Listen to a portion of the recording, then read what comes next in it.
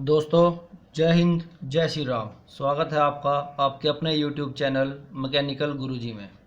दोस्तों, अगर आप एसएससी, जेई, आरआरबी जेई या आरआरबी एसएससी की तैयारी कर रहे हैं तो इस चैनल पर आपको मैकेनिकल इंजीनियरिंग का कंप्लीट सिलेबस, जो कि जेई के एग्ज़ाम पॉइंट ऑफ व्यू से इम्पोर्टेंट है, कंप्लीट टॉपिक्स आपको कराए जाएंगे। तो आप चैनल को लाइक करें, सब्सक्राइब करें। और दोस्तों, पिछले लेक्चर में हमने वेल्डिंग के कुछ बेसिक कंसेप्ट्स और आर्क वेल्डिंग को डिस्कस किया था। तो नेक्स्ट हमारा आज का टॉपिक रहेगा ऑक्सी एसिटिलीन वेल्डिंग। दोस्तों, अगर आपने मेरा पिछला वीडियो नहीं देखा है तो प्लीज़ पिछला वीडियो देखें, आपको डिस्क्रिप्शन बॉक्स में वीडियो का लिंक मिल जाएगा। तो दोस्तों, चलिए शुरू करते हैं ऑक्सी एसिटिलीन वेल्डिंग। अब लास्ट वीडियो में आपने देखा था आर्क वेल्डिंग। आर्क वेल्डिंग में क्या होता है, जो आर्क का प्रोड्यूसिंग मीडियम है वो हमारे पास क्या रहता है, electricity, that is either it is AC और इट इज़ डीसी। तो दोनों में मैंने आपको डिफरेंस बताया था। अगर आपने वो लेक्चर नहीं देखा है तो आप पिछला लेक्चर देख सकते हैं। आज हम शुरू करते हैं ऑक्सी एसिटिलीन वेल्डिंग, या इसको आप नॉर्मली गैस वेल्डिंग भी बोलते हैं। गैस वेल्डिंग और oxy fuel welding. Oxy means oxygen and fuel means कोई भी फ्यूल, जैसे आपका acetylene, hydrogen, propane, natural gas, कुछ भी आपका कोई भी मीडियम हो सकता है। अब वेल्डिंग करने की देखिए दोस्तों, कहीं पर भी अगर आपको फायर प्रोड्यूस करनी है, आग को जलाना है, तो आपको क्या क्या मीडियम रिक्वायर्ड होते हैं। सबसे पहले फ्यूल, फिर ऑक्सीजन, और साथ में कुछ इग्निशन का मीडियम जैसे कोई आर्क, ठीक है। तो या टेम्परेचर, हम उसको बोल सकते हैं टेम्परेचर। तो आपको तीन मीडियम रिक्वायर्ड होते हैं, फ्यूल, टेम्परेचर एंड ऑक्सीजन। अगर तीनों में से एक को भी एक्सटिंग्विश कर दिया जाए तो आपकी फायर नहीं जल सकती। तो इसलिए अब अगर हम गैस वेल्डिंग की बात करें, दैट इज़ गैस वेल्डिंग या ऑक्सी फ्यूल वेल्डिंग, तो इसके अंदर क्या होगा, ऑक्सीजन और एक कोई भी फ्यूल, ठीक है। और जलाने के लिए हम किसी भी टेम्परेचर को इंक्रीज़ करने के लिए या आर्क को प्रोड्यूस करने के लिए हम किसी भी चीज़ का यूज़ कर सकते हैं। जैसे आप चाहे माचिस का यूज़ करो, लाइटर का यूज़ करो, ठीक है। तो दोस्तों, ऑक्सी एसिटिलीन वेल्डिंग में क्या होता है, जो हम आर्क प्रोड्यूस करते हैं वो हम किससे प्रोड्यूस, आर्क नहीं, सॉरी, इसको हम आर्क नहीं बोलेंगे। जो हम फ्लेम प्रोड्यूस करते हैं, तो फ्लेम हम कैसे प्रोड्यूस करते हैं, फ्यूल को जलाकर, in the presence of oxygen. तो ये एक बेसिक हमारे पास ऑक्सी एसिटिलीन वेल्डिंग का डायग्राम है। इसमें ये हमारा वर्क पीस है और ये हमारी वेल्डिंग टॉर्च है। वेल्डिंग टॉर्च के अंदर क्या होता है दोस्तों, दो ऑक्सीजन और एसिटिलीन मिक्स होकर नोजल के थ्रू बाहर निकलते हैं हाई प्रेशर पे, जिससे क्या होता है, एक हाई टेम्परेचर प्रोड्यूस होता है। जब फ्लेम जलती है तो हाई टेम्परेचर प्रोड्यूस होता है, और हाई टेम्परेचर से क्या होता है, हमारा जो बेस मेटल है, जो वर्क पीस है, वो मोल्टन स्टेट में जाएगा। और साथ में हम फिलर रोड को यूज़ करते हैं, जिससे कि क्या होगा, हमारा जो फिलर मेटल है वो मेल्ट होकर बेस मेटल के ऊपर जम जाएगा, वेल्ड हो जाएगा, और जिससे आपको अगर दो पीसीस को जोड़ना है तो आप इजीली इनको जॉइंट कर सकते हैं। तो दोस्तों, अब जो हमारे पास ऑक्सी एसिटिलीन वेल्डिंग है, ठीक है, इसके लिए आपको टॉर्च से, वेल्डिंग टॉर्च से क्या होता है, फ्लेम प्रोड्यूस करनी होती है। अब फ्लेम प्रोड्यूस करने का जो मेथड है, अगर हम ऑक्सी एसिटिलीन वेल्डिंग की बात करें तो हम क्या करते हैं, सबसे पहले जो हमारा वेल्डिंग का इक्विपमेंट है उसमें क्या रहता है, नॉर्मली एक हमारे पास रहता है वेल्डिंग का सिलेंडर, जो जिसमें गैस का सिलेंडर, सॉरी, जिसमें क्या होगा, suppose this is acetylene cylinder, acetylene का सिलेंडर, और एक ऑक्सीजन सिलेंडर। अब ऑक्सीजन सिलेंडर के ऊपर वाल्व्स लगे होते हैं, जिनसे पाइप के थ्रू जो हमारी वेल्डिंग टॉर्च है, वेल्डिंग टॉर्च में ऑक्सीजन और एसिटिलीन, ऑक्सीजन और एसिटिलीन यहाँ पर चैम्बर के अंदर मिक्स होती है। एक यहाँ पर वाल्व लगा होता है for the controlling of oxygen supply और एक वाल्व लगा होता है for the controlling of acetylene supply. तो दोस्तों वेल्डिंग स्टार्ट करने का तरीका क्या है वो मैं आपको बताता हूँ। सबसे पहले हम क्या करेंगे, मेन जो हमारे पास वाल्व हैं, जो सिलेंडर के ऊपर वाल्व लगे हुए हैं, वाल्व को ओपन करेंगे। इसके साथ ही दोस्तों इसमें क्या लगा होता है, क्योंकि जो सिलेंडर होता है ऑक्सीजन का या एसिटिलीन का, उसका प्रेशर बहुत हाई होता है। अब उस प्रेशर को कंट्रोल करने के लिए एक लिमिटिंग वाल्व या कंट्रोल वाल्व लगा दिया जाता है गेज के साथ, जिसमें प्रेशर शो होता है कि हम उस कंट्रोलिंग वाल्व से क्या करते हैं, जो सिलेंडर का जो आउटलेट है, यानी कि जो प्रेशर मेरा होज में जा रहा है, पाइप के अंदर जो मेरा प्रेशर जा रहा है, उस प्रेशर को मैं क्या करता हूँ, कंट्रोल करता हूँ। जैसे सपोज करो अगर मैं सिलेंडर को वाल्व पूरा ओपन कर दूँ तो ये 10 kg पर सेंटीमीटर स्क्वायर का प्रेशर रिलीज़ कर रहा है, बट मुझे इतना प्रेशर नहीं चाहिए। मुझे जो मेरी मैक्सिमम रिक्वायरमेंट है वो 3 kg पर सेंटीमीटर स्क्वायर की है। तो मैं क्या करूँगा, लिमिटिंग वाल्व या कंट्रोल वाल्व भी इसको बोल सकते हो आप, कंट्रोल वाल्व से क्या करते हैं, एक प्रेशर सेट कर देते हैं कि अगर आप वॉल को, मेन वॉल को पूरा भी ओपन कर दोगे तब भी इससे जितना आप कंट्रोल वाल्व से प्रेशर सेट करोगे उतना ही प्रेशर आपका नोजल के अंदर जाएगा। सेम ऐसे ही एसिटिलीन में और सेम ऐसे ही ऑक्सीजन में।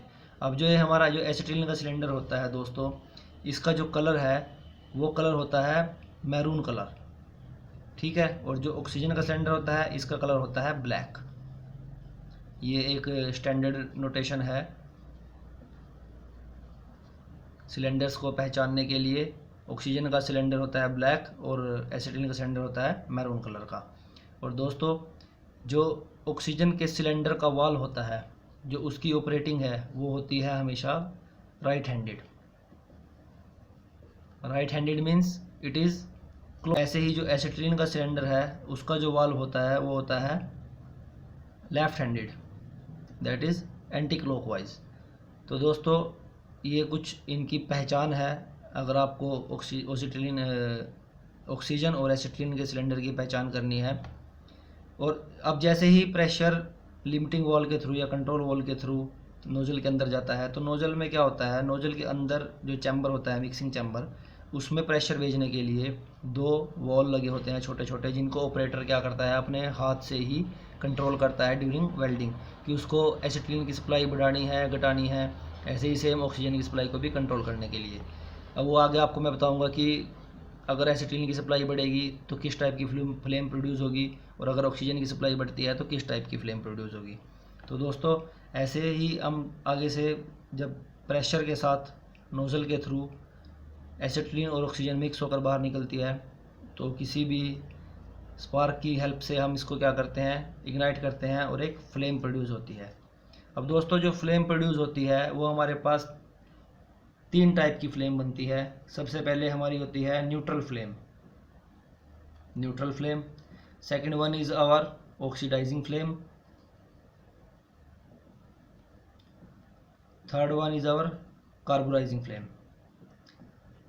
अब दोस्तों देखिए होता क्या है, न्यूट्रल फ्लेम, जैसा कि नाम से भी क्लियर हो रहा है कि न्यूट्रल, यानी कि ना तो एक्सेस में ऑक्सीजन है और ना ही एक्सेस में फ्यूल है या एसिटिलीन है।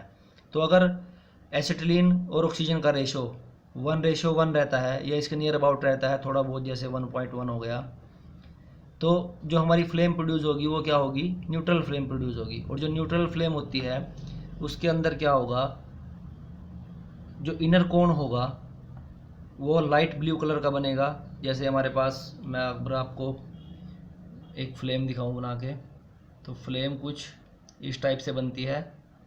दिस इज़ द आउटर एनवल्प और ये इनर कोन। तो जो आउटर एनवल्प है इसका जो कलर रहता है वो रहेगा डार्क ब्लू, और जो इनर कोन है इसका कलर रहता है लाइट ब्लू। अगर ये एक न्यूट्रल फ्लेम है तो इसका temperature near about 3200 degree Celsius रहता है, ठीक है दोस्तों। और अगर ऐसे ही हम न्यूट्रल फ्लेम में क्या होता है, ऑक्सीजन और एसिटिलीन का रेशो 1:1। इस फ्लेम को आप किसी भी टाइप के वेल्डिंग, किसी भी टाइप के मेटल को वेल्ड करने के लिए यूज़ कर सकते हो। स्टील को, कॉपर, एल्युमिनियम, किसी भी टाइप का मेटल आप इससे वेल्ड कर सकते हो न्यूट्रल फ्लेम से। अगर आपको अगर मैं क्या करता हूँ, नोजल से ऑक्सीजन की सप्लाई को इंक्रीज़ करता हूँ, तो क्या होगा, जो मेरी फ्लेम है, जो मेरी न्यूट्रल फ्लेम है, वो किसकी तरफ जाएगी, ऑक्सीडाइजिंग फ्लेम की तरफ, क्योंकि अब ऑक्सीजन की सप्लाई एक्सेस है, तो क्या होगी, फ्लेम ऑक्सीडाइज हो जाएगी। और इसका जो टेम्परेचर है वो टेम्परेचर 3500 डिग्री सेल्सियस तक चला जाएगा। उसमें क्या होगा, जो ये इनर कोन है, जो इनर कोन बनता है, इनर कोन मोर पॉइंटेड होगा। अगर बात करते हैं ऑक्सीडाइजिंग फ्लेम की, तो जो इनर कोन है दैट इज़ मोर पॉइंटेड, थोड़ा सा बड़ा बनेगा ये। ठीक है दोस्तों, तो इस वेल्डिंग को हम क्या बोलेंगे, ऑक्सीडाइजिंग फ्लेम। इस फ्लेम को हम बोलेंगे ऑक्सीडाइजिंग फ्लेम, जिसमें क्या होगा, जो इनर कोन है मोर पॉइंटेड होगा और थोड़ा बड़ा बनेगा, और जो ये आउटर एनवलप है ये थोड़ा छोटा हो जाएगा। इस वेल्डिंग को हम बोलते हैं ऑक्सीडाइजिंग फ्लेम। इस फ्लेम को बोलेंगे ऑक्सीडाइजिंग। अब ऑक्सीडाइजिंग फ्लेम से दोस्तों आप जो आयरन से रिलेटेड मेटल्स हैं, जिनका मेन बेस क्या है, आयरन, जैसे स्टील हो गया, आप स्टील को वेल्ड नहीं कर सकते, मतलब वेल्ड कर सकते हैं, पर इससे क्या होगा कि जो स्टील का है ऑक्सीडेशन हो जाएगा, स्टील का ऑक्सीडेशन हो जाएगा, तो इसलिए ये स्टील के लिए हार्मफुल है। इससे आप कॉपर, एल्युमिनियम और अदर मेटल्स ज्वाइन कर सकते हो, बट जो आयरन बेस्ड मेटल है उनको इससे ये उनके लिए हार्मफुल रहती है। ऐसे ही नेक्स्ट हमारे पास है कार्बोराइजिंग फ्लेम। अब कार्बोराइजिंग फ्लेम क्या है, जस्ट ऑक्सीडाइजिंग फ्लेम का रिवर्स। अगर ऑक्सीजन की मात्रा कम कर देते हैं, ऑक्सीजन की क्वांटिटी सप्लाई कम रहेगी और एसिटिलीन की सप्लाई ज़्यादा बढ़ जाएगी, तो क्या होगा दोस्तों कि फ्यूल का प्रॉपर कंबस्टन नहीं होगा, क्योंकि अगर ऑक्सीजन कम है और फ्यूल एक्सेस में है तो क्या होगा, फ्यूल प्रॉपरली बर्न नहीं होगा। अगर फ्यूल का प्रॉपर बर्निंग नहीं हो रही है तो उस केस में क्या होता है कि जो टेम्परेचर है मेरा, जो फ्लेम का टेम्परेचर है वो क्या रहेगा, कम रहेगा, दैट इज़ नियर अबाउट। अगर कार्बोराइजिंग फ्लेम की बात करें तो जो टेम्परेचर है that is near about 2900 degree Celsius. ठीक है, ऑक्सीडाइजिंग फ्लेम में 3500 डिग्री सेल्सियस, और न्यूट्रल फ्लेम के अंदर कितना रहेगा, लगभग 3200 डिग्री सेल्सियस। तो दोस्तों ये 3 तरह की फ्लेम्स एग्ज़ाम में पूछ ली जाती हैं कि किस फ्लेम के अंदर कितना टेम्परेचर प्रोड्यूस होता है और किस फ्लेम को आप किस टाइप के मटेरियल को वेल्ड करने के लिए यूज़ कर सकते हो। ठीक है दोस्तों, अब नेक्स्ट की वेल्डिंग की टेक्निक्स क्या है। अब वेल्डिंग की हमारे पास 2 टेक्निक्स नॉर्मली हम गैस वेल्डिंग में यूज़ करते हैं, दैट इज़ लेफ्टवर्ड टेक्निक और राइटवर्ड टेक्निक। अगर आप वेल्डिंग करते हुए, जैसे नॉर्मली क्या होता है, राइट हैंड में हमारे पास वेल्डिंग टॉर्च रहती है, ये हमारे पास वेल्डिंग टॉर्च हो गई, और लेफ्ट हैंड में फिलर मेटल नॉर्मली हमारे पास ऐसे रहता है। ठीक है, और ये हमारा एक बेस मेटल है। अगर आपकी डायरेक्शन टुवर्ड लेफ्ट है, टुवर्ड लेफ्ट, ठीक है, लेफ्ट वर्ड आप जा रहे हो, तो इस टेक्निक को हम क्या बोलते हैं, अगर डायरेक्शन ऑफ वेल्ड लेफ्ट की तरफ है तो इस टेक्निक को हम क्या बोलते हैं, लेफ्टवर्ड टेक्निक। अब लेफ्टवर्ड टेक्निक के अंदर देखो दोस्तों क्या होता है, जब लेफ्टवर्ड टेक्निक से हम वेल्ड करते हैं तो क्या होता है कि जो फ्लेम है वो टुवर्ड्स, जो हमारा जो इसका सॉलिडिफाइड मेटल है, जो वेल्ड मेटल मेरा सॉलिड हो रहा है, वो क्या रहता है, फ्लेम के पीछे रहता है, और फ्लेम को हम आगे की तरफ बढ़ा रहे हैं। तो इससे क्या होगा, जो मेरा वर्क पीस है वो प्री हीट होता है, preheating of the work piece होती है। मेटल जो वेल्ड एरिया है वो ज़्यादा रहता है, जो वेल्ड अफेक्टेड एरिया है, हीट अफेक्टेड एरिया, वो ज़्यादा रहेगा इस टाइप की टेक्निक में, लेफ्टवर्ड टेक्निक में। और अगर आपको बीच में, जैसे मेटल वर्क पीस की हम प्रिपरेशन करते हैं वेल्ड करने से पहले, सपोज करो उसके अंदर हमने एक वी टाइप का ग्रूव बनाया है, ठीक है, तो लेफ्ट हैंड जो टेक्निक रहती है हमारे पास, उसके अंदर हमें बड़ा ग्रूव बनाना पड़ता है as compare to right hand technique. ठीक है दोस्तों, अब अगर राइट हैंड टेक्निक की बात करें तो सेम ऐसे ही राइट हैंड टेक्निक में हम क्या करेंगे, वेल्ड करते हुए इस दिशा में चलेंगे। तो राइट हैंड जो मेरी टेक्निक रहेगी वो कुछ इस टाइप से रहेगी, इस हैंड में welding torch, this type, this way filler metal या फिलर रोड बोल सकते हैं आप इसको। अब आप क्या करोगे, जो मेरी वेल्डिंग की टेक्निक है, अब वेल्ड करते हुए हम इस दिशा में जाएंगे, right side, toward left to right. अब इसमें क्या होगा कि जो वर्क पीस है मेरा वो प्री हीट नहीं होगा, ठीक है, और जो वेल्डिंग के लिए ग्रूव की रिक्वायरमेंट रहेगी वो क्या रहेगी, कम रहेगी। इसलिए इसमें क्या होता है, जो फिलर मेटल का यूज़ है वो कम होगा as compare to left hand technique. Left और राइट टेक्निक में अगर हम डिफरेंस की बात करें तो जो इसके अंदर जो मेरा मेटल का डिपोजिशन है वो क्या रहेगा, कम रहेगा as compare to left hand technique.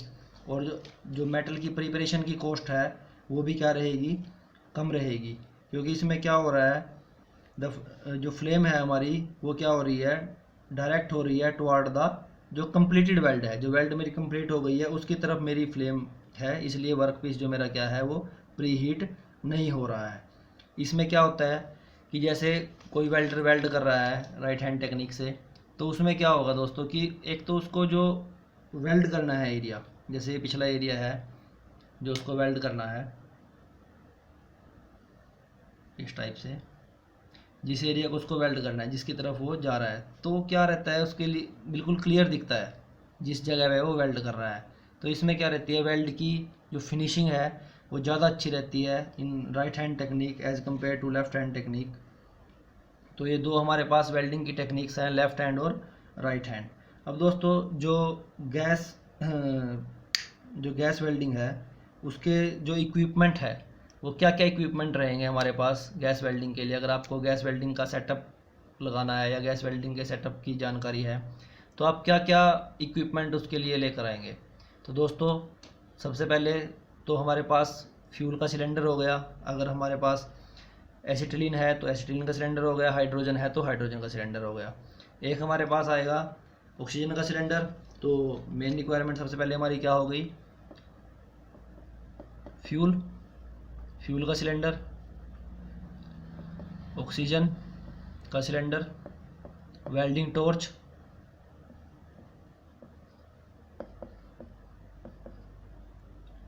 Hose pipe, ठीक है दोस्तों। और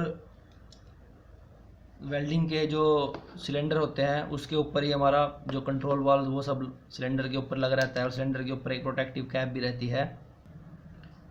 दोस्तों इसमें आप एक चीज़ ज़रूर नोट करें कि जो हमारे पास लेफ़्ट हैंड टेक्निक है उसके अंदर एक क्वेश्चन पूछ लिया जाता है एग्ज़ाम में कि जो लेफ़्ट हैंड टेक्निक है उसके अंदर वेल्डिंग टॉर्च और फिलर जो रोड है मेरी उसका एंगल ऑफ इंक्लिनेशन क्या रहेगा।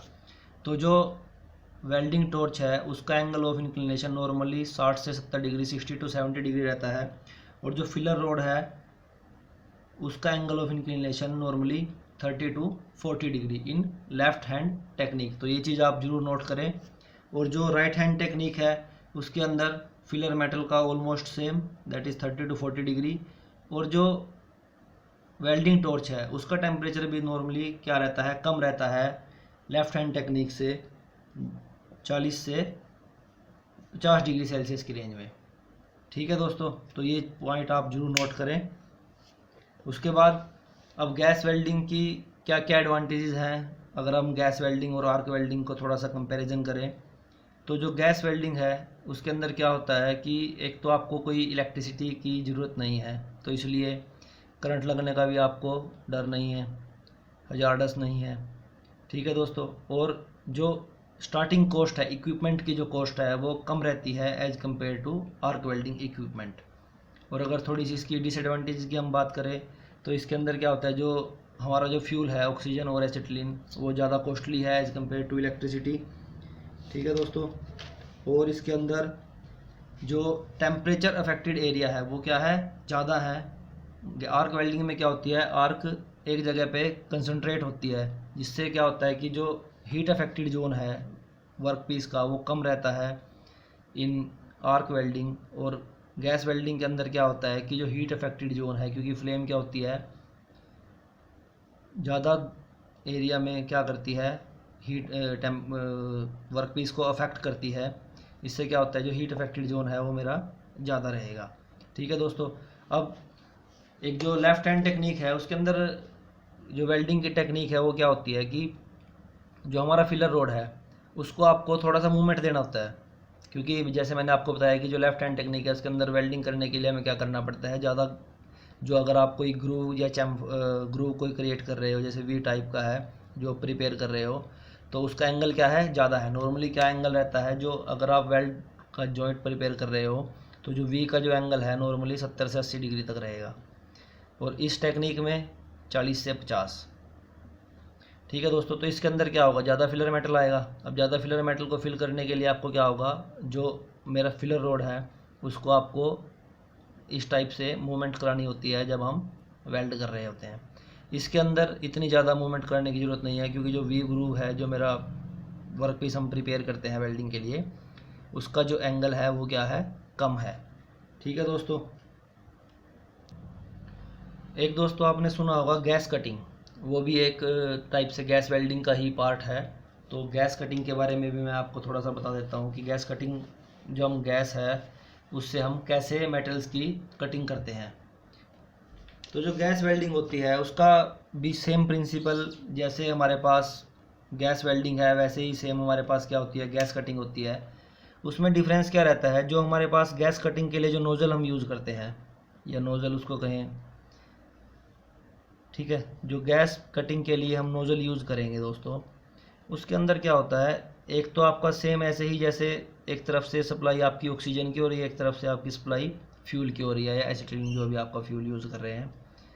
तो क्या होता है, सबसे पहले जैसे वेल्डिंग के लिए हमने वेल्डिंग स्टार्ट की, गैस वेल्डिंग, तो वर्क पीस को हमने सबसे पहले क्या किया, वेल्ड से हीट किया। जब वर्क पीस मेरा बहुत ज़्यादा हीट हो जाता है, यानी कि मेल्टिंग, एक तरह से मेल्टिंग स्टेज में चला जाता है, तो एक अलग से एक पाइप होता है ऑक्सीजन के लिए, नोज़ल के अंदर अलग से ऑक्सीजन की सप्लाई दी जाती है। अब जैसे ही मोल्टन स्टेट में जो मेरा मेटल है उसके ऊपर हाई प्रेशर ऑक्सीजन की सप्लाई आएगी, तो वो क्या करेगी, मेटल को कट कर देगी। ठीक है दोस्तों, इसकी जो मेटल कटिंग की, जो गैस कटिंग करते हैं, मतलब मेटल को कट करते हैं गैस वेल्डिंग से, या गैस कटिंग उसको बोलते हैं। तो उसके अंदर नोज़ल के अंदर एक सिंपल नोज़ल, जिसके अंदर हमारे पास 2 वॉल लगे हुए हैं, एक ऑक्सीजन का और एक एसिटिलीन का, जैसे कि मैंने आपको पहले बताया है। तो अब जैसे ही मेटल मेरा हीट होगा, तीसरे पाइप जो तीसरा हो जाए उससे क्या होगी, ऑक्सीजन की सप्लाई होगी हाई प्रेशर में, और वो क्या करेगी, मेरे जो वर्क पीस है उसको कट कर देगी। ठीक है दोस्तों, ये एक प्रिंसिपल है गैस कटिंग का, एक जो कि एक बहुत ही सिंपल कंसेप्ट है। अब दोस्तों जैसे ही हमारा जो वेल्डिंग का ये पूरा टॉपिक है कंप्लीट होगा, सब तरह की वेल्डिंग हम पढ़ेंगे। जैसे अभी हमने सबसे पहले पढ़ी है आर्क वेल्डिंग, उसके बाद गैस वेल्डिंग, ठीक है दोस्तों, उसके बाद हम पढ़ेंगे जैसे आर्क वेल्डिंग के अंदर ही आर्क वेल्डिंग का ये एक पार्ट है रहता है, वो भी टिग और MiG, TIG welding, MiG welding, बहुत ज़्यादा इंपॉर्टेंट टॉपिक है। ऐसे ही जब हम कंप्लीट वेल्डिंग अपना स्टडी करेंगे, कंप्लीट वेल्डिंग हो जाएगा हमारा, तो उसके बाद हम क्या करेंगे, जो प्रीवियस 10 ईयर्स के क्वेश्चंस हैं जो आरआरबी जेईई के एग्ज़ाम में पूछे गए हैं, उन क्वेश्चंस को हम क्या करेंगे, स्टडी करेंगे, ताकि जो आप पढ़ रहे हो उसकी आपको रिवीजन हो जाए और एक आपको आइडिया लग जाए कि एग्ज़ाम में किस टाइप से क्वेश्चंस पूछे जाते हैं। ठीक है दोस्तों, उसके बाद मैं आपको उसकी पीडीएफ भी डिस्क्रिप्शन बॉक्स में लिंक डाल दूंगा पीडीएफ के लिए भी, तो आप वहां से उसकी पीडीएफ भी डाउनलोड कर सकते हैं। लगभग उसके मैंने 200 के करीब क्वेश्चंस प्रिपेयर किए हैं। ठीक है दोस्तों, तो उसकी मैं पीडीएफ आपको डिस्क्रिप्शन बॉक्स में दे दूँगा। तो मिलते हैं दोस्तों नेक्स्ट लेक्चर में। जय हिंद, जय श्री राम।